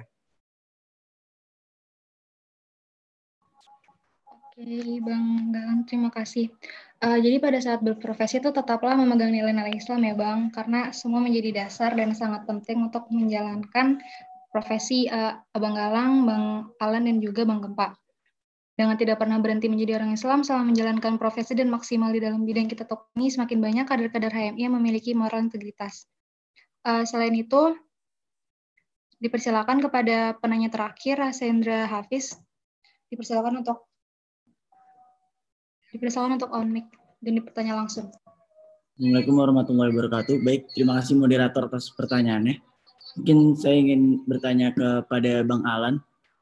Jadi Bang, tadi kan sempat dibilang oleh Bang Galang kalau misalnya itu ada shifting ya Bang ya di dalam profesi hukum itu sendiri, di mana ada artificial intelligence yang mungkin bisa menggantikan peran lawyer atau bagaimana itu Bang di masa depan nanti. Kalau dari pandangan Abang nih Bang sebagai praktisi hukum itu gimana sih Bang masa depan profesi lawyer Bang?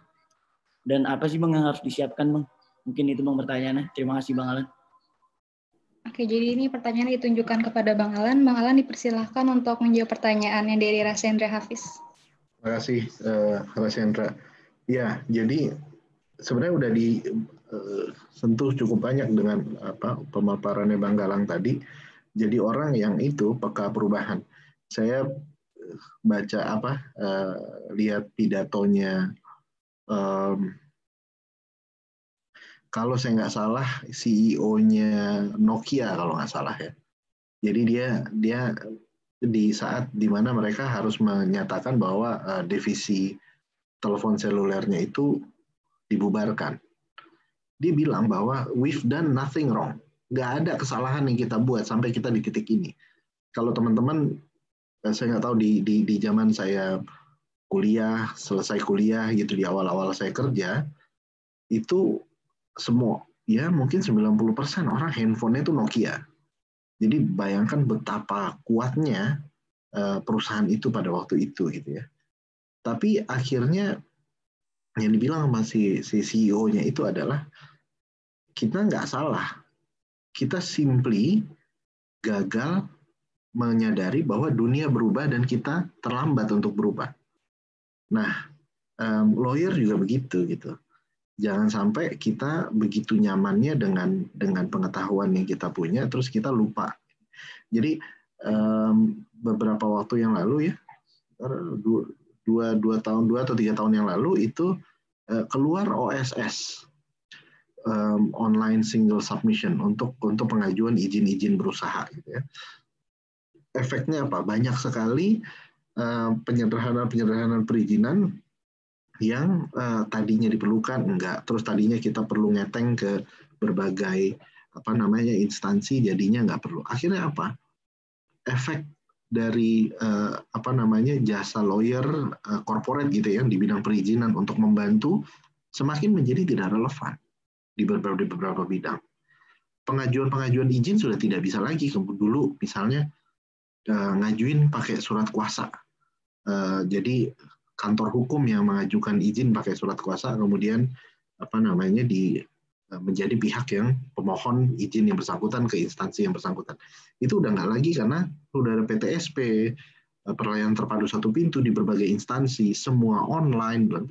Itu profesi notaris juga misalnya, autentifikasi dari dokumen lama-lama tidak lagi berupa cap fisik yang ditenteng-tenteng sama si notaris ya, cap berlambang Garuda Pancasila, tetapi sudah barcode sekarang itu yang dan akhirnya ya nggak perlu kita mengotentifikasi pergi ke pejabat publik seperti notaris lagi.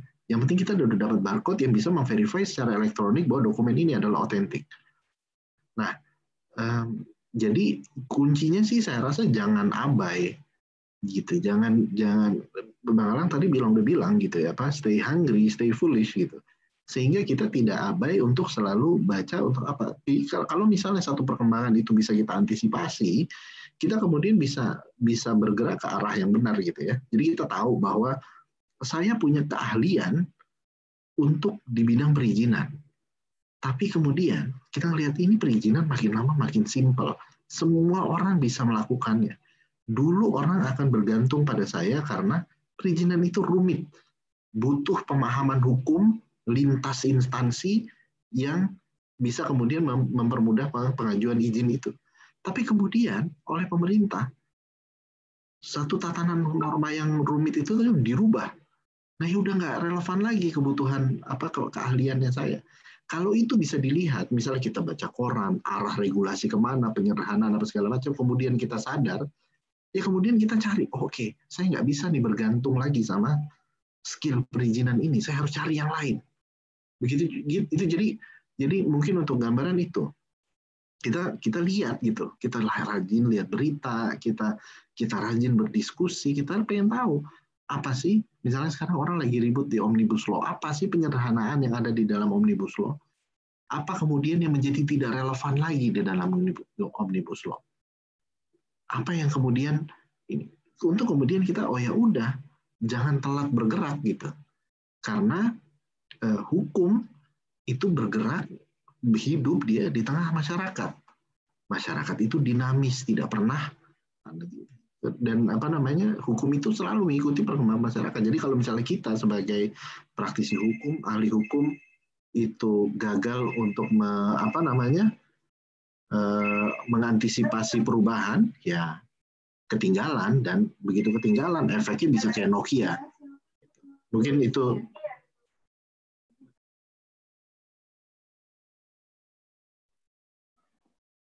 Oke, Bang Alan. Apakah terjawab kepada Saudara Rasandra Hafiz? Terima kasih Bang Alan, terjawab pertanyaannya Bang. Jadi tadi merupakan pertanyaan terakhir dari sesi talk show ini. Sebelum mengakhiri talk show pada hari ini, diharapkan kepada para peserta untuk mengaktifkan kameranya, dikarenakan akan diadakan dokumentasi.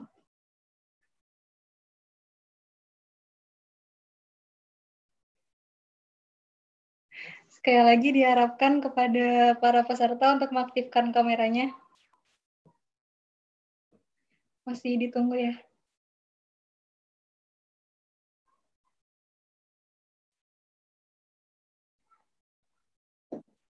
Teman-teman masih banyak yang belum on cam.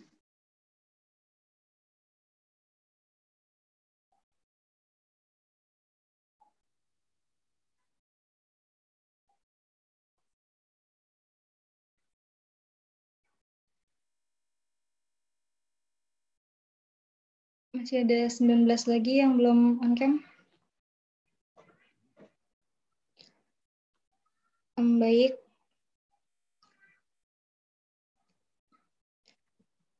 Oke, foto ya. 1, 2, 3. Sekali lagi ya. 1, 2, 3.